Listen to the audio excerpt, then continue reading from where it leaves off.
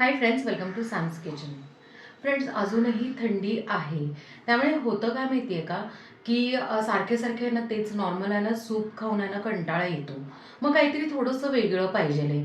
म्हणूनच आज आपण आहे ना अगदी हॉटेल स्टाईल पण थोडासा आपला टच असलेला मस्त असं लेमन कोरिएंडर सूप बनवणार आहोत. बरं, आता हॉटेलमध्ये आहे ना बाइंडिंगला किंवा थोडंसं ना घट्टपणा येण्यासाठी ना कॉर्नफ्लोअर वापरतात. पण आपण कॉर्नफ्लोअर वापरलेलं नाहीये. मग काय वापरलंय त्यासाठी तुम्हाला पूर्ण व्हिडिओ बघावा लागेल. 3, 2, 1. लेमन कोरिएंडर सूपसाठी 2 आपले हिरवा इन्ग्रेडियंट आहे. पहिलं म्हणजे अर्ध लिंबू, अर्धी वाटी बारीक चिरलेली कोथिंबीर, पाव वाटी बारीक चिरलेलं गाजर, पाव वाटी फ्लावर, त्यानंतर पाव वाटी आपले फ्रेंच बीन्स म्हणजेच आहे ना श्रावणी घेवडा, आणि अर्धी वाटी आपण आहे ना इथे स्वीटकॉर्नचे दाणे घेतलेले आहेत. आपल्याला भाज्यांव्यतिरिक्त इथे मी आहे ना 4-5 लसणाच्या पाकळ्या बारीक चिरून घेतल्या, 2 मिरच्या बारीक चिरलेल्या आहेत, 1 ते 1.5 चमचा किसलेलं आलं, आणि घट्टपणा येण्यासाठी किंवा मिळून येण्यासाठी कॉर्नफ्लॉवरच्या ऐवजी आपण आहे ना इथे तांदूळाचं पीठ वापरलं आहे. ते जवळजवळ 1.5 ते 2 चमचे तुम्ही वापरू शकता. जर तांदूळाचं पीठ नसेल तर रेग्युलर 1 चमचा कॉर्नफ्लॉवर वापरलं तरीही चालेल.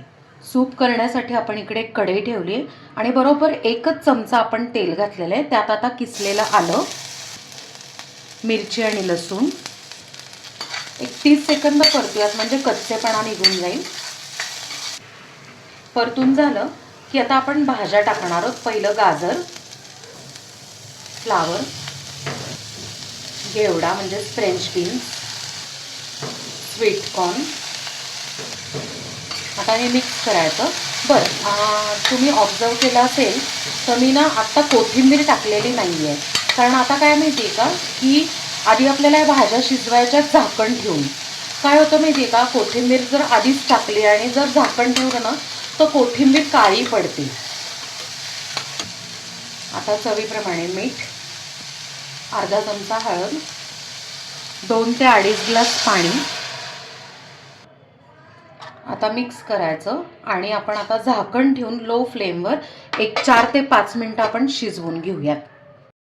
4 मिनटं झालेत, आपण चेक करूया.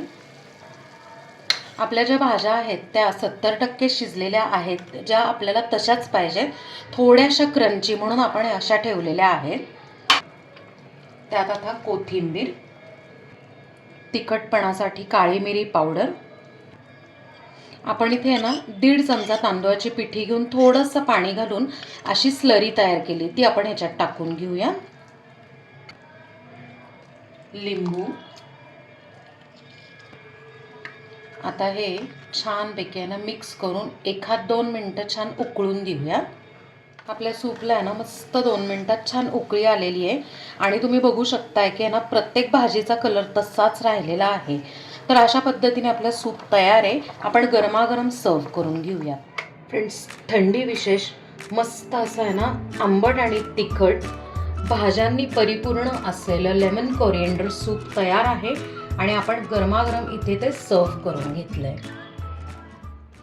तर फ्रेंड्स, कशी वाटली तुम्हाला आजची सूपची रेसिपी? आहे ना मस्त झटपट होणारी आहे आणि महत्त्वाचं म्हणजे भरपूर भाज्या आहेत, त्यामुळे पोटभरीचं आहे. आणि आपण कॉर्नफ्लॉवरच्या ऐवजी काय वापरलं हे तुम्ही नक्कीच बघितलं असेल. सो नक्की आहे ना हे सूप करून बघा आणि मला कमेंटमध्ये सांगा.